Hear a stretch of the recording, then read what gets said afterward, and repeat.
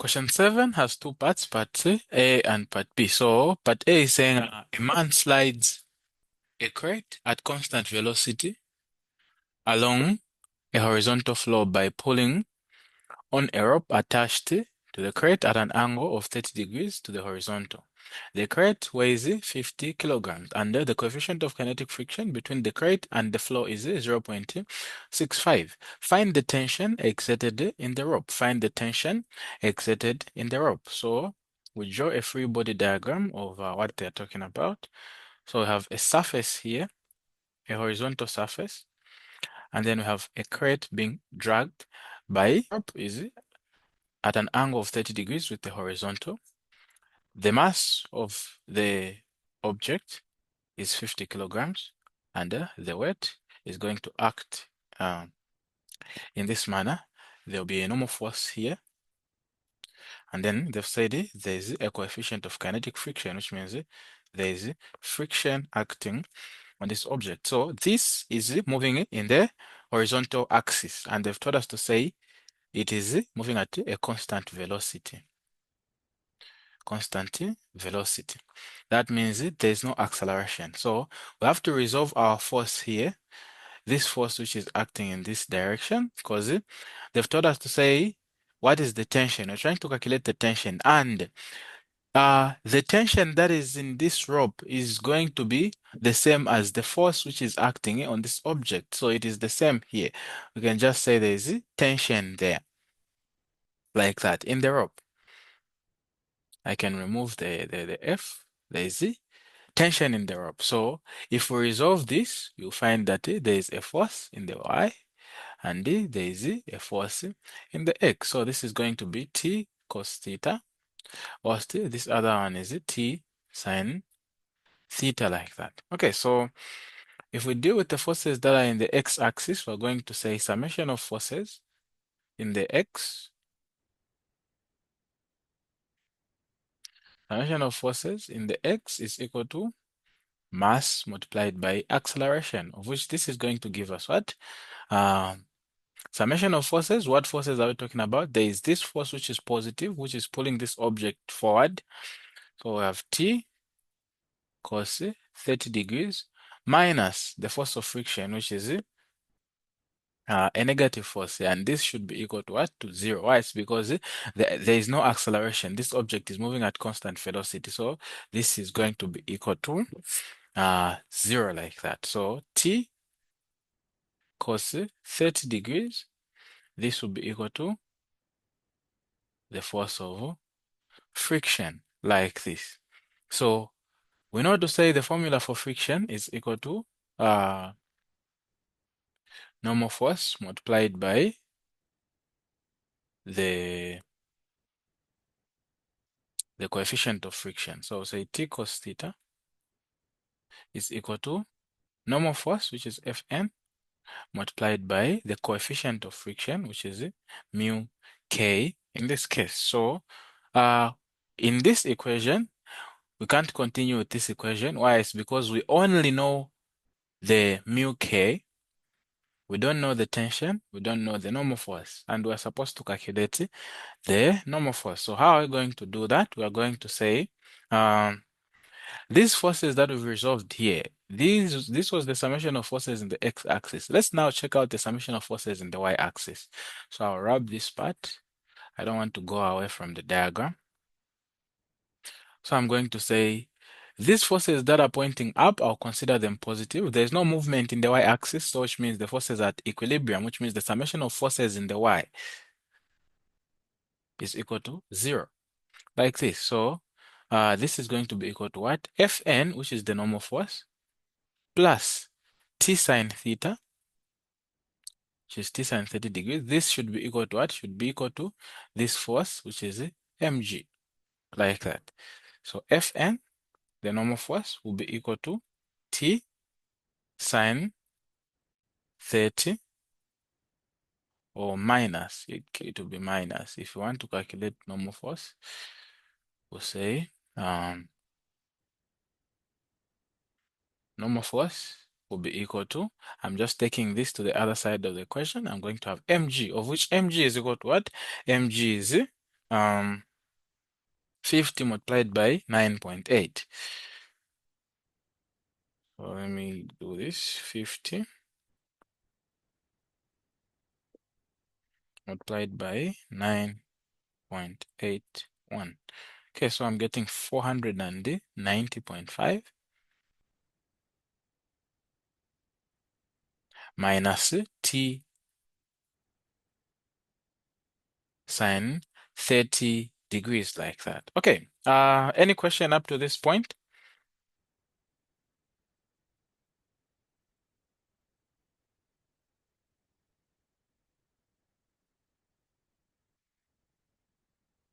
Is there any question up to this point?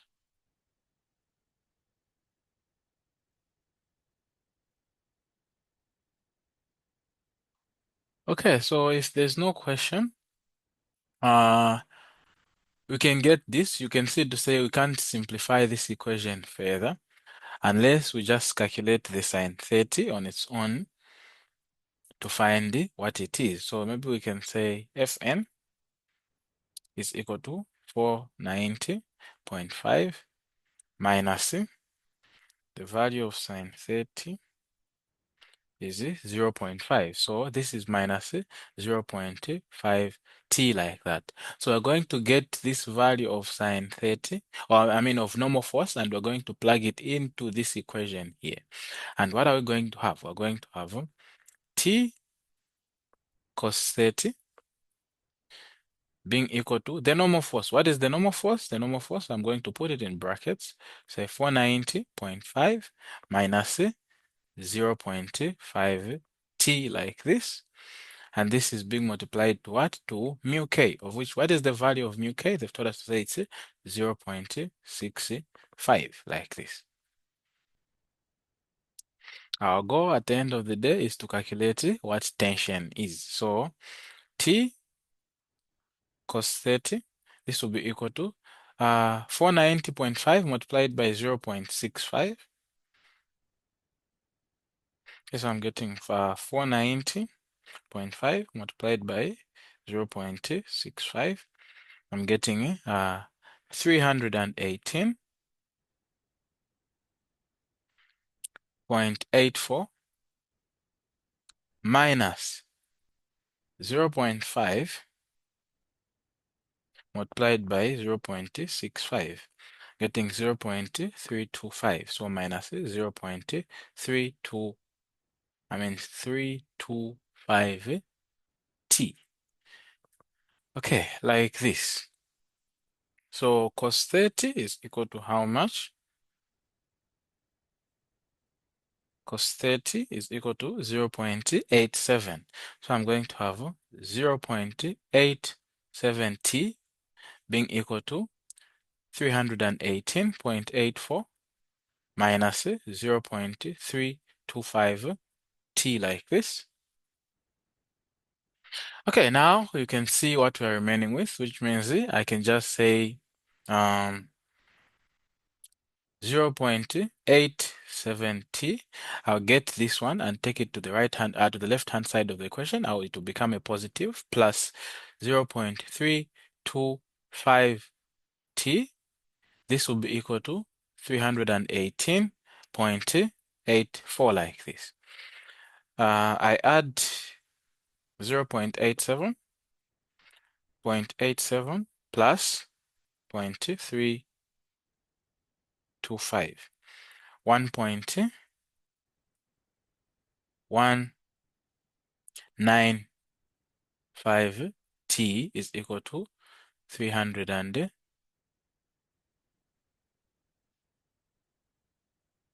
is equal to 318.84 divided by 1.195, even this side divided by 1.195. This will cancel out. We're going to remain with T, which is the tension, is equal to 318.84 divided by 1.195. Okay, so I'm getting my T is equal to 266.8 newtons.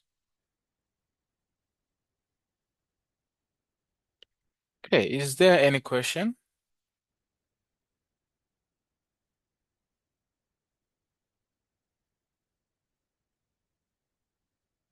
Is there any question?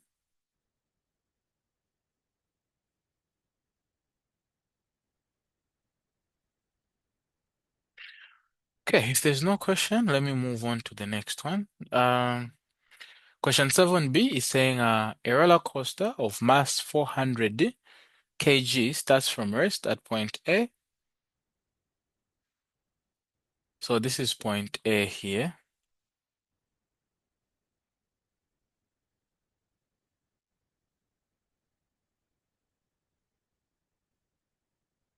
Yeah, so it starts from rest here at point A and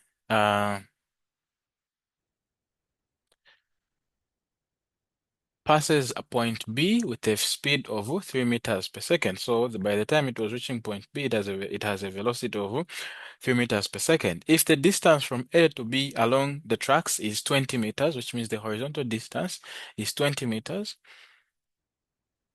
uh, how large is frictional force retarding the motion of the car? How much is frictional force retarding the motion of the car? So you can see the difference in heights between point A and point B.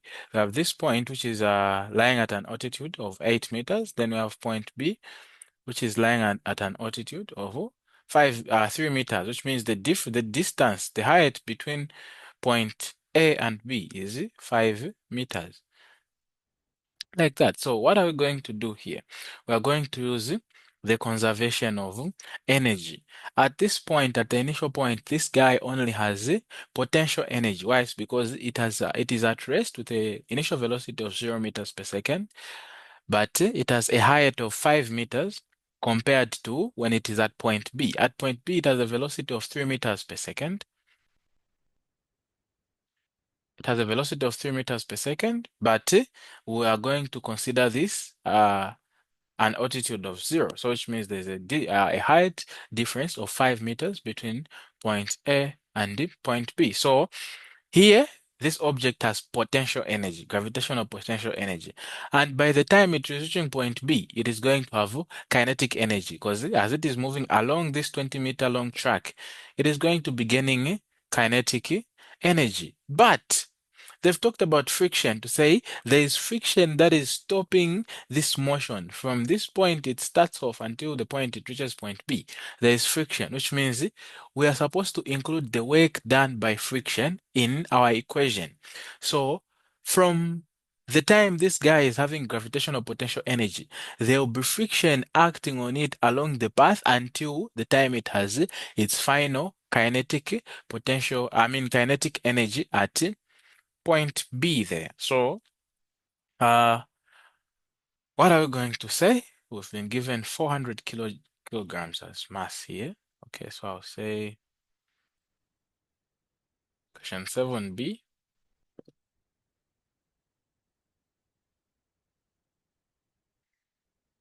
Yeah, so question 7b here, we're going to say we've been given mass 400 kilograms.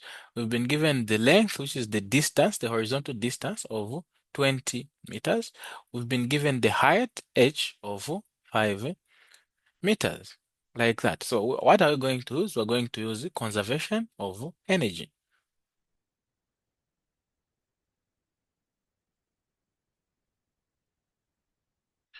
like that. And then, to say at the initial point we have potential energy, but as the potential energy or as this object is rolling down the track, there's friction acting on this potential energy. So we're going to say minus uh, work done by friction. And this is equal to what? Kinetic energy. Because at our final point, we're going to have kinetic energy like that. So not to say the formula for potential energy is mgh minus the work done by friction is equal to what? Is equal to the frictional force multiplied by the distance traveled by the object, and this is equal to the kinetic energy, which will be half mv squared. Are you following?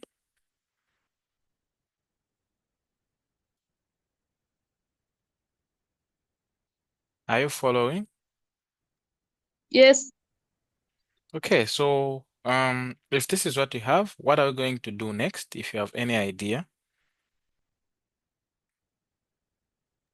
So from there, we're going to start plugging in the values that we have. We're going to start plugging in the values that we have. So which values do we have? We have the values for mass, gravity, and I think height as well. I'm a bit confused on the part for friction, but for distance, I think we can also put 20 meters, if I'm not mistaken. Then, yeah, I think for now, that's the only part that I'm sure of.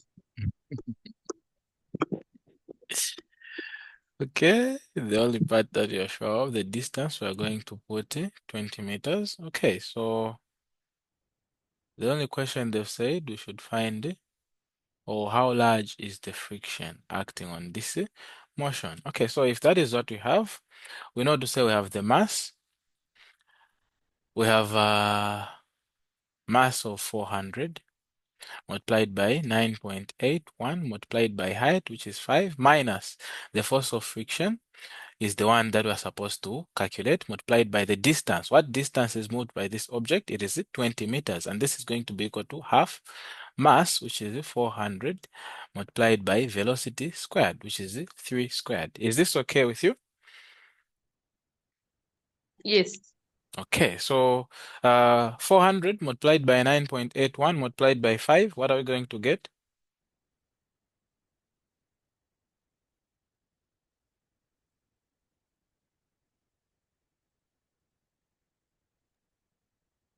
I found 19,600 for the first part.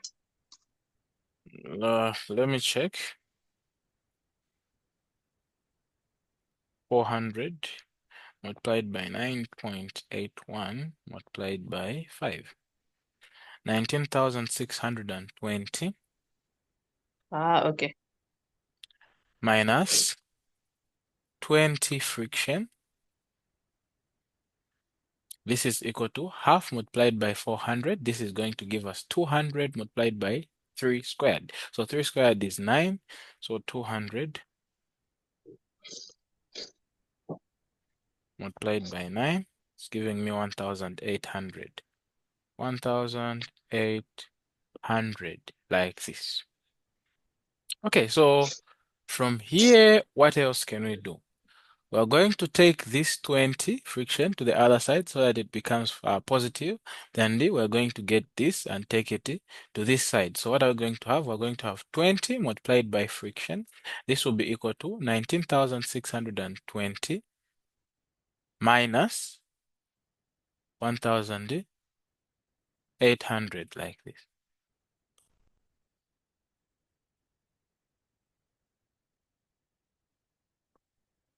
So this is equal to 19,620 620 minus 1,800. Okay, so I'm getting 17,820. Divide this by 20, divide this by 20. What value of friction are we going to get? 891. 891